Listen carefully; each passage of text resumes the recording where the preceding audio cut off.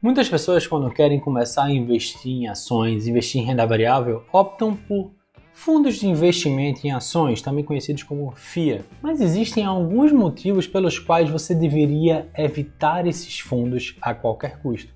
Pelo menos a grande maioria deles. Quer saber quais são? Ficou curioso? Então assista esse vídeo até o final. Roda a vinheta.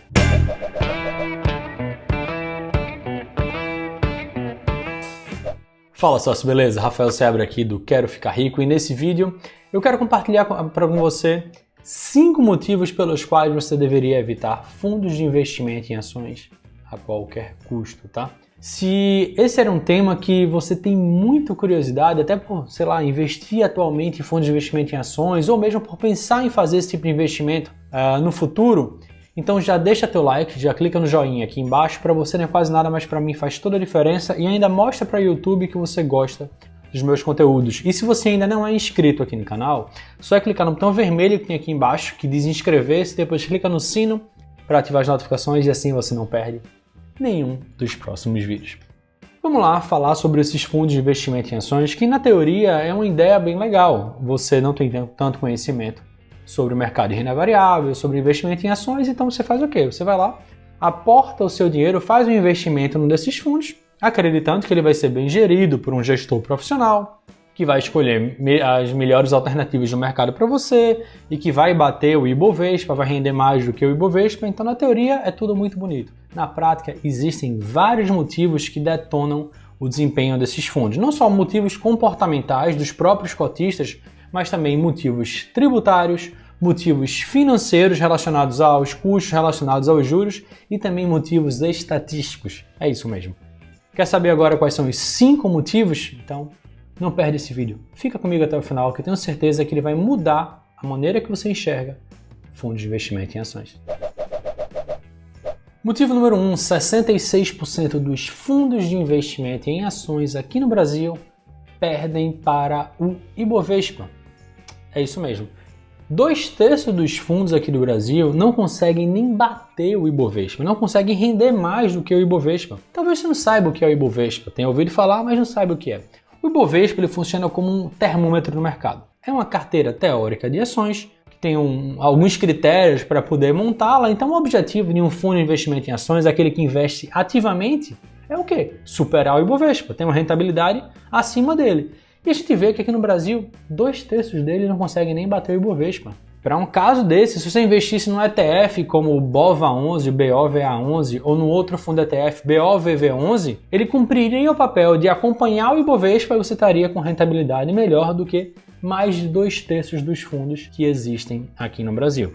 E esse problema de rentabilidade, ele tem uma série de justificativas para isso, tá? Uma delas, obviamente, é a má qualidade do fundo, a má qualidade da gestão dele, mas existem outros critérios que você vai entender nos próximos motivos. Mas aqui eu quis trazer logo o dado mais importante. 2/3 dos fundos não conseguem nem bater o Ibovespa. O motivo número 2 são as taxas cobradas por esses fundos, notadamente a taxa de administração. Daqui a pouco eu falo sobre a taxa de performance também.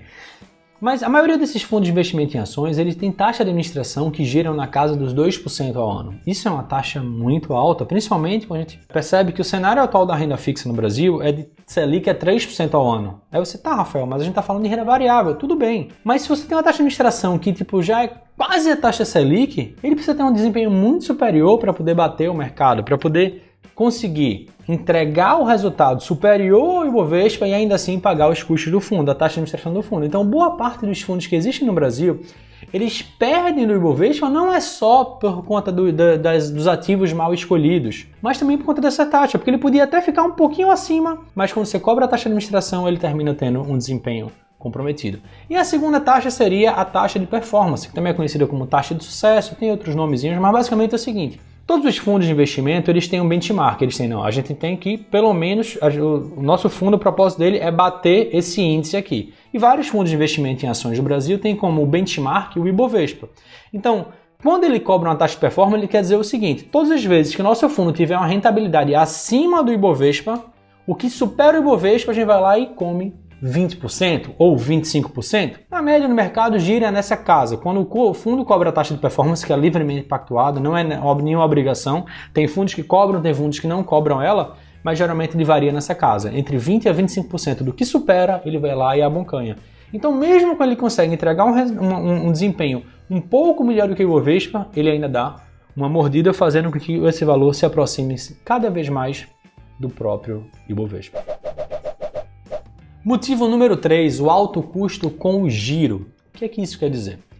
Como os fundos de investimento, a maioria deles estão abertos a novos aportes, ou seja, podem entrar e sair novos cotistas a cada dia, vamos dizer assim, a maioria dos fundos estão assim, são pouquíssimos fundos que fecham para captação, e geralmente esses são os melhores. Daqui a pouco a gente fala mais sobre isso, tá? Então o que acontece? Como tem sempre todo dia chegando novo dinheiro, ou pessoas pedindo resgate, o tempo inteiro o gestor precisa estar comprando novos ativos com o dinheiro que acaba de entrar, vendendo ativos com as pessoas que estão pedindo para resgatar, então tá o tempo inteiro comprando e vendendo, o tempo inteiro comprando e vendendo, e muitas vezes o que é que isso acontece? Você tem a perda do ponto de vista tributário, onde você tem que fazer uma venda com lucro e pagar um imposto de um ativo que poderia continuar na carteira por muito mais tempo, com muito lucro, sem precisar devolver uma parte desse lucro no formato de imposto, poderia continuar rendendo mais dividendos e com isso você ter menos custos com giro. Então, como fundos de investimento estão o tempo inteiro fazendo compras e vendas, e com isso pagando impostos e pagando também as taxas relacionadas à corretagem ou as taxas cobradas pela própria Bovespa, pela própria B3 ou ISS no caso das corretagens,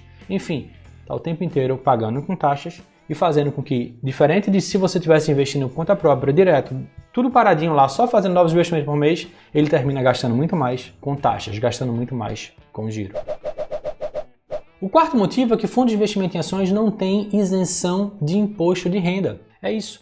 Quando você, como pessoa física, investe por conta própria, você pode, a cada mês, vender até 20 mil reais, e mesmo que essas vendas de ações tem um lucro, eu comprei por 5 mil e agora essas minhas ações estão valendo 15, estão valendo 19. Você pode vender, ter um lucro de 10, 14 mil reais e ainda assim não vai pagar nada de imposto de renda de maneira completamente legal, porque os investidores, pessoa física, têm essa isenção de vendas de até 20 mil reais. O que não acontece nos fundos de investimento em ações. Se você investir, por mais que você tenha lá um investimento de, 20 mil, 10 mil ou 100 mil reais, mas se no mês você solicitar um resgate de um valor correspondente a, por exemplo, 10 mil reais, se tiver tido lucro, você vai pagar o imposto de renda, independente do valor do resgate. Você sempre paga imposto de renda em resgate de cotas com ganho, obviamente, né? Se essa cota tiver tido prejuízo, estiver valendo menos do que quando você comprou, não. Mas se tiver tido lucro, você vai pagar imposto de renda independente do valor. Então, mesmo que aquele fundo que você esteja investindo esteja com desempenho um pouquinho melhor do que o Ibovespa, como você vai ter que pagar imposto de renda na cota, muitas vezes isso traz a tua rentabilidade líquida, aquela depois de desconto de imposto de renda, para o Ibovespa ou até menos que isso. Então, mesmo aqueles poucos fundos, aquele 1/3 de fundo que tem um desempenho um pouquinho melhor, para você isso pode representar um desempenho, inclusive, abaixo do Ibovespa, pelos fundos de investimento não poderem contar com essa isenção de imposto de renda. Isenção no investimento, no caso direto, e ações que pessoas físicas têm. E o motivo número 5, e talvez o mais contraintuitivo deles, que poucas pessoas se dão conta, é o seguinte: fundos de investimento em ações compram na alta e vendem na baixa.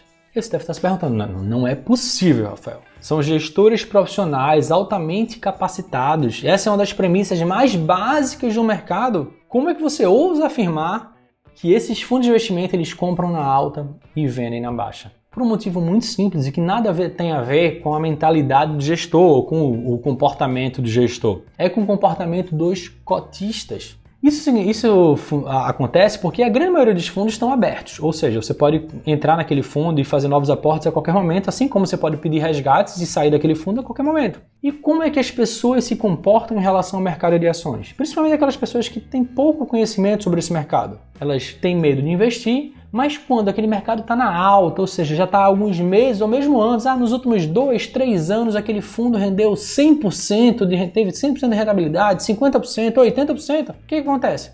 Quando está na alta, todo mundo falando da bolsa, todo mundo falando do mercado de ações, todo mundo falando daquele fundo modinha, as pessoas, opa, eu vou investir agora. E aí entram no fundo quando ele está na alta e o que o gestor tem que fazer? O gestor está com um bocado de ativos, muitos deles estão caros à vista dele, Mas ele tem que, com aquele dinheiro, ele não pode pegar aquele dinheiro e deixar totalmente, não vou deixar aqui no Tesouro Selic guardadinho para esperar um momento. Até porque fundos de investimento em ações precisam ter um valor mínimo investido em ações. Então, se tem uma quantidade grande de dinheiro entrando no momento da alta, ele vai ter que fazer muitas compras na alta. Por conta disso, eles terminam comprando ativos em valores mais caros. E o que acontece no cenário contrário? Em momentos de baixa no mercado. Quando está atravessando um momento de crise, as cotas do fundo caindo 20%, 30%, 40% em momentos de crises mais graves, o que é que os cotistas fazem? Porque isso é uma coisa meio que geral no mercado. Solicitam resgate. Então, naquele momento em que os ativos estão todos baratos, que o gestor está louco por ter mais dinheiro, pedindo, por favor, depositem agora, invistam agora, que esse é o momento para a gente poder ganhar dinheiro de verdade, as pessoas solicitam resgate. E o que é que ele precisa fazer? Ele não tem como tirar dinheiro fazer uma mágica, pegar dinheiro emprestado. Ele precisa vender os ativos na baixa, vender os ativos baratos para poder efetuar o resgate daquelas pessoas. Vende os ativos, transforma em dinheiro e devolve o dinheiro para os cotistas. Óbvio que alguns fundos de ações, para uma questão de proteção, estendem esse prazo de resgate. O resgate pode demorar, 30 dias, 60 dias, tem fundos até de prazos maiores. Para quê? Para eles terem uma margem de vamos esperar pelo menos o mercado se recuperar, ou chegar mais um dinheiro novo para a gente usar esse dinheiro para fazer resgate, então eles tentam dar um jeito de alguma maneira. Mas na prática, até pelo comportamento dos próprios cotistas, eles terminam comprando na alta, que é quando entra mais dinheiro, e vendendo na baixa, que é quando acontecem a maioria dos pedidos de resgate. Acredito que agora você tenha entendido os maiores problemas dos fundos de investimento em ações. Não tem nada pessoal contra gestores, nem nada do tipo. Você deve ter entendido que existem vários fatores que terminam prejudicando a rentabilidade dos ativos, o desempenho daqueles fundos específicos, por fatores que muitas vezes nem estão, vamos dizer assim, sob o domínio do gestor, como por exemplo o comportamento dos cotistas. Agora você deve ter entendido por que grande parte, a imensa maioria dos fundos de investimento em ações terminam não compensando para você. E até com uma dica bônus, aqueles FIC-FIA, ou seja, fundos de investimento em cotas de fundos de investimento em ações, eles são ainda piores, porque além de ter todos os problemas dos fundos de ações normais, eles são fundos que investem em outros fundos. Quando você investe num FIC-FIA, na verdade você está pagando taxa de administração dobrada. Então, na minha opinião, isso é uma decisão muito ruim. Porque se a maioria dos fundos já são ruins, imagina aqueles fundos que investem em fundos e você paga a taxa de administração dobrada. Então fique atento, porque se por acaso você decidir investir em fundos de investimento em ação, pelo menos invista direto no fundo raiz, naquele fundo principal, e não em fundos que terminem em FIC-FIA. Caso você invista em fundos de ações atualmente, dá uma olhada no nome do teu fundo, ele é obrigado a colocar esses termos. Se tiver lá FIC, FIA, pode ter certeza que o negócio não está tão bom, ou pelo menos você poderia investir direto no raiz se ele tivesse aberto para captação, e com isso você teria rentabilidades muito maiores. E aí você pergunta, Rafael, mas aí não tem nenhuma exceção? Todos os fundos são ruins? Claro que não. Existem fundos bons, sim. Não são tantos, mas existem. Qual a grande característica deles? Muitas vezes, os melhores fundos de investimento em ações, eles estão fechados para captação. Dando um exemplo bem claro, assim, dos melhores fundos que existem no Brasil, é o Dinamo Kuga. E aqui não é nenhum artigo patrocinado, muito menos recomendação de investimento nele, tá? Mas ele é por desempenho, não é uma questão de opinião, é por desempenho dos melhores fundos de investimento do Brasil.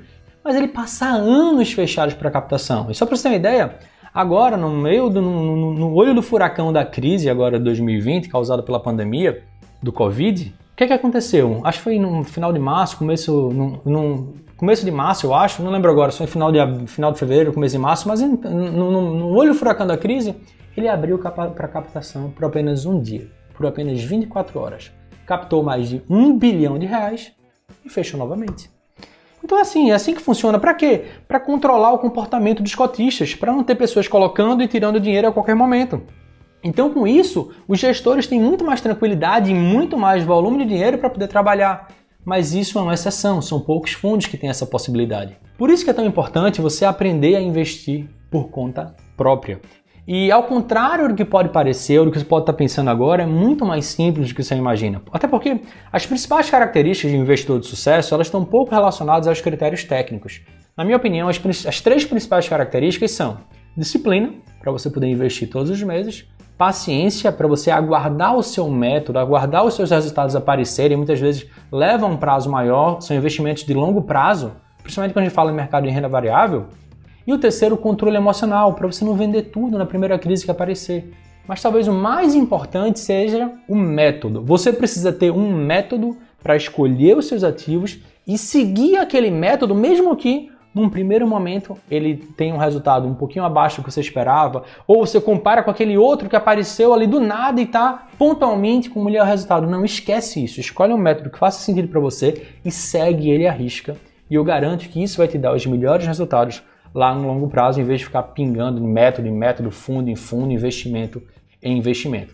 Caso você queira saber muito mais sobre esse problema dos fundos de investimento que eu mencionei aqui, mencionei de uma maneira mais superficial, até me elaborei um pouquinho mais, mas caso você queira saber ainda mais e principalmente queira entender um método que é simples e que comprovadamente funciona, que é o mesmo método que eu uso para escolher os ativos que fazem parte da minha carteira, eu preparei uma aula online gratuita, 100% gratuita, tá? Para te explicar passo a passo como tudo isso funciona, como você pode montar a sua carteira para poder viver de renda lá na aposentadoria. Se isso parece interessante para você, é só você acessar esse link daqui, sociedademilionaria.com/workshop.